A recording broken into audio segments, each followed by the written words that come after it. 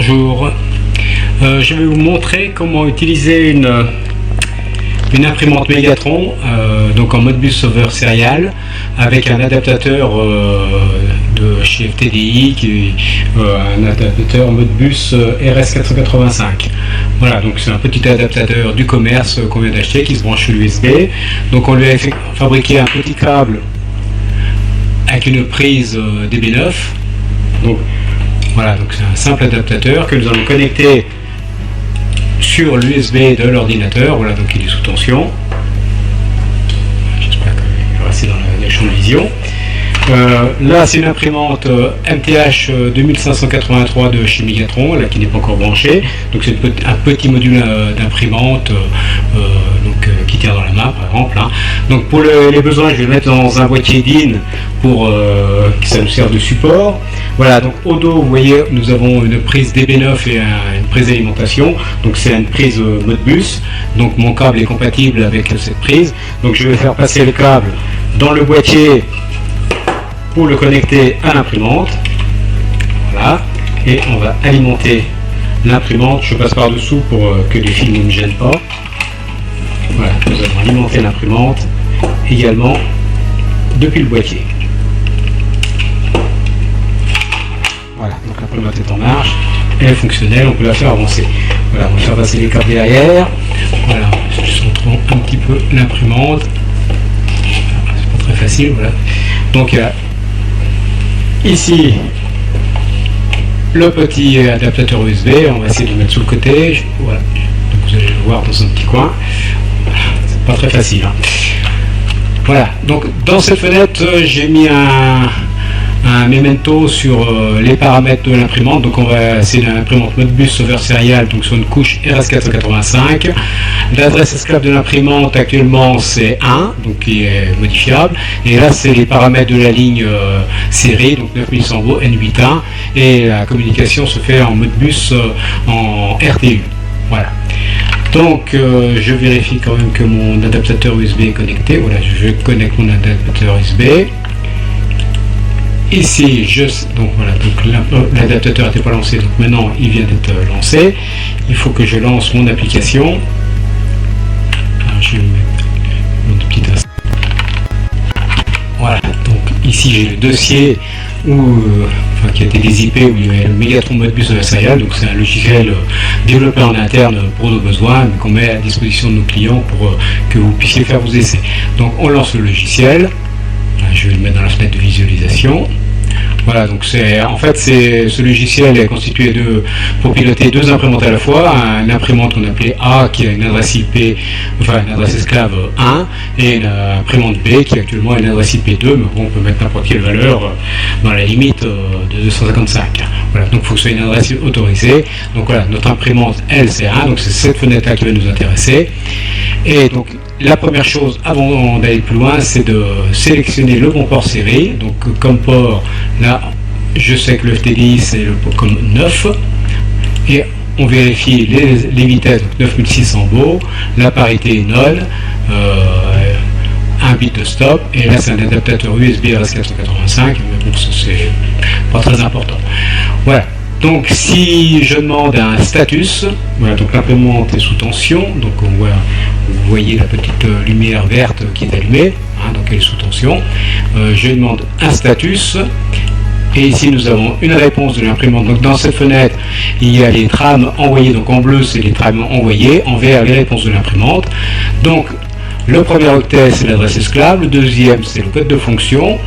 Les deux suivants, c'est l'adresse de début qui pour nous n'a pas d'importance, hein, puisque nous n'avons pas de registre, hein, toutes les données sont simplement mises dans un buffer de réception. Et après, les deux chiffres suivants, c'est le nombre de registres qui ont été demandés. Voilà, donc la réponse de l'imprimante, c'est toujours je suis l'imprimante numéro 1, enfin l'esclave numéro 1. Je réponds à la fonction numéro 3, je vous retourne 2 octets. Et voilà, donc là nous avons les octets 0000, mais dans le status, il n'y a que l'octet de poids faible qui nous intéresse, donc qui vaut actuellement 00. Tout est OK, donc là c'est décodé OK. Donc si j'ouvre l'imprimante, la LED va clignoter, donc passe en rouge et clignote, hein, ça veut dire, je la maintienne ouverte. Donc si je redemande un status, à ce moment-là, la réponse va être différente. Voilà, donc la réponse c'est 80. C'est une info qu'il n'y a pas de papier, parce que l'imprimante a un buffer, donc elle peut encore recevoir la taille de son buffer avant de dire que le papier bloque la transmission. Voilà, donc là il n'y a pas de papier, on a bien 80. Je remets le papier, la LED revient verte. Et si je redemande le status, la réponse cette fois est 00, tout est OK. Donc une autre, on peut aussi demander le status avec la fonction set. Voilà, donc la réponse sera identique, mais à part que cette fois-là, c'est je suis l'esclave 1, la codation 7, et là ça répond qu'un seul octet, qui est l'octet de status, mais c'est le même arrangement. Voilà, donc ça c'est bien. Par contre, si je fais une demande de status à l'esclave 2, la demande part, mais il n'y a jamais de réponse puisque nous n'avons pas d'esclave numéro 2 sur la ligne. Voilà.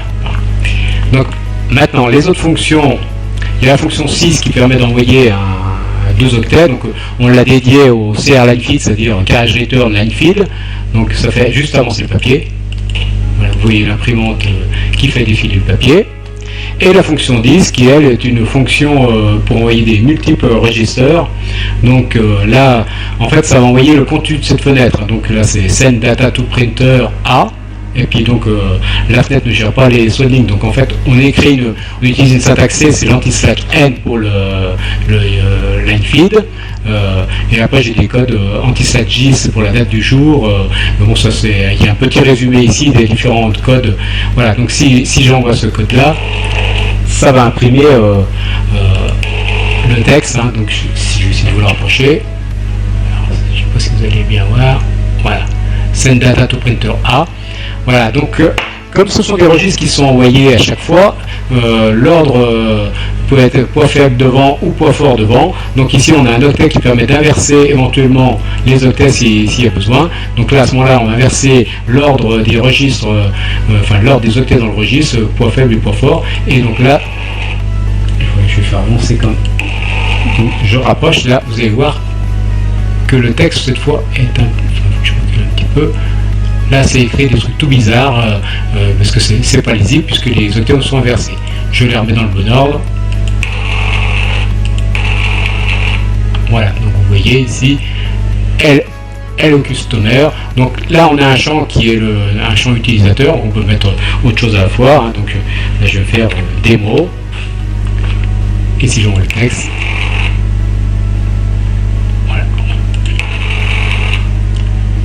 ça fait Hello Demo. Donc voilà, la différence de ce logiciel avec Qmon Master dont j'ai fait une autre vidéo, c'est que vous pouvez écrire votre texte simplement dans la fenêtre et c'est extrêmement facile de saisir des informations. Hein. Voilà, donc I will try to print on. Je vais faire un seul ligne. Mode plus. Anti/n, vous pouvez mettre tous les codes de contrôle de l'imprimante. Hein. Voilà. Utilise easy. Anti/n. On va faire 2 sauts de ligne et j'envoie les données à l'imprimante. Voilà. Donc l'imprimante a immédiatement imprimé ce qu'on lui a demandé. Voilà. Donc donc dans la documentation vous allez pouvoir avoir tous les détails sur les codes de contrôle. Hein. Je vous invite à lire la documentation de Modbus. Hein.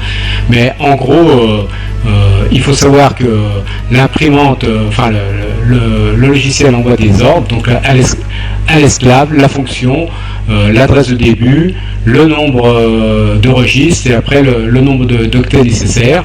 Et l'imprimante en principe va répondre donc avec son adresse esclave, le code fonction, et si jamais le bit de poids fort du code fonction est à 1, c'est-à-dire où il répond 10, elle va répondre 90, ça veut dire qu'il y a un souci et c'est à ce moment-là qu'il faudra demander les status pour savoir s'il y a un autre problème. Voilà, donc par contre si ici, par exemple, je peux vous montrer que si jamais je change l'adresse esclave, je la mets en 1, à ce moment-là, c'est l'imprimante B qui est devenue l'imprimante 1 qui aura la réponse. Voilà, donc c'est assez facile. Et la dernière chose que nous avons ajoutée, c'est on appelle ça Wolfram, donc ça vous permet de saisir directement les codes de contrôle, parce que là, en fait, j'ajoute directement l'adresse esclave, la fonction utilisée, tandis que là, c'est des données brutes, hein, donc c'est à vous de marquer l'adresse esclave, la code fonction que vous allez utiliser, l'adresse du registre, le nombre de words que vous allez envoyer, et suivi du nombre d'octets, hein, donc le nombre de bytes. Donc là, c'est un nombre impair, donc le dernier registre va être complété par un 1500, et là donc nous avons les données les unes derrière les autres. Voilà, donc ça, par contre, vous n'avez pas besoin à la fin de la trame de calculer, de rajouter vous-même le CRC, parce que c'est quand même assez difficile à calculer, donc il est rajouté tout seul. Voilà, donc si j'envoie la trame est écrite ici, donc c'est exactement le même contenu. Donc là, chaque nombre hexadécimal est précédé d'un anti-slack X suivi de la valeur hexadécimale. C'est un choix que nous allons faire. Et donc ici dans la fenêtre, vous avez les mêmes octets, mais ce coup-là sont précédés avec le anti-slack X et directement les valeurs en hectares. Donc là, vous avez donc 4 words, 7 octets, les noms ici et là. Donc à la fin, il y a des 4 et des 0,8 qui ont été rajoutés tout seuls, qui sont le CRC qui a été calculé pour vous faciliter la vie. Voilà, et donc ça c'est la réponse de l'imprimante, tout s'est bien passé, voilà, sans aucun problème. Voilà, j'espère que vous arriverez à faire fonctionner nos imprimantes en mode bus, et puis que le but c'est quand même de les faire fonctionner avec des terminaux. Voilà, je vous souhaite une bonne journée, puis j'espère que cette vidéo vous aura été utile. Merci, au revoir.